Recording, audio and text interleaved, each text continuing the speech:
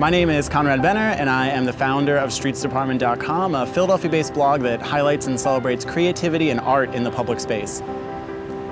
The center of the blog is talking about street art and muralism here in Philadelphia. A wider view of what we look at is sort of just creativity in the public space.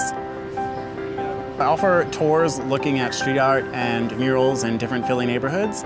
It's a really exciting time to live here in Philadelphia, and it's exciting that public spaces are being reinvested in. If you like walking, if you like public space, if you like parks, if you like murals, you have to come to Philadelphia. It's one of the best walkable cities. There's so much to see, y'all.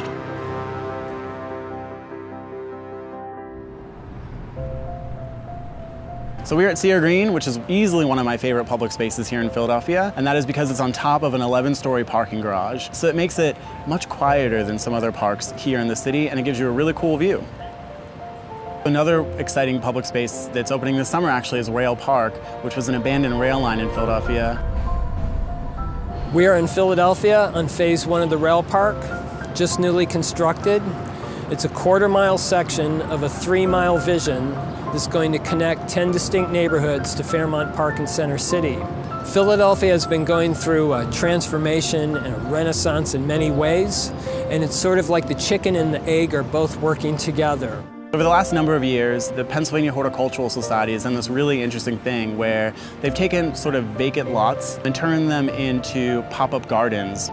Like a lot of sort of post-industrial cities, Philadelphia has a lot of vacant land because we don't have as many people as we did, 75 years ago. The Pennsylvania Horticultural Society has been around since 1827. We are America's oldest horticultural society, and our mission is to connect people to horticulture and together create beautiful, healthy, sustainable communities. Pop-up gardens are one of those ways. We create beautiful spaces where people want to come and hang out. In 2013, we changed the model, we tweaked it a little bit, and we added food and beer. That's when the sort of pop-up craze really kind of kicked into high gear because people realized that it's really nice to sit in a beautiful space and drink beer and eat food outdoors in the summertime. Spruce Tree is really interesting. It was kind of a dead public space, but over the last few years, they've been really great at programming it and bringing things there that people actually want. The Delaware River Waterfront Corporation, which is the corporation that's responsible for 6 miles of waterfront, was founded in 2009. Previously, you would have one-off things on the waterfront, a really large event or concert that occurred, and then everyone would leave and go away. Again, this great area here that was open, but people would jog by it, walk by it, and no one would just go sit down by the river and try and enjoy that space. So that's how Spruce Street Harbor Park was actually born. The thought that a passive park that will bring people to the riverfront, but then activate it in a really natural way that is reflective of the city that you're in and see if you can draw people there. And now we do about 850,000 visitors over a 4-month period every single season throughout the park.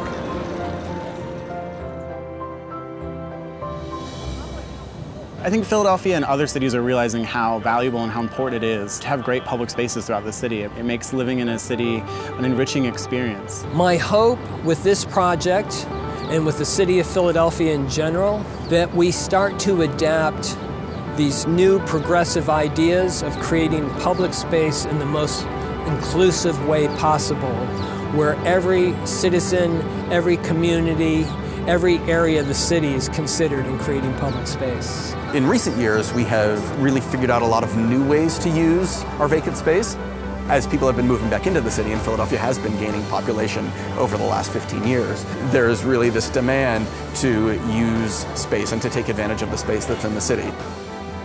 I'm a deep believer of the butterfly effect, that little things sort of change the way you think, feel, and behave. So as citizens, I think we have a responsibility to look at our public spaces critically and think about how we use them.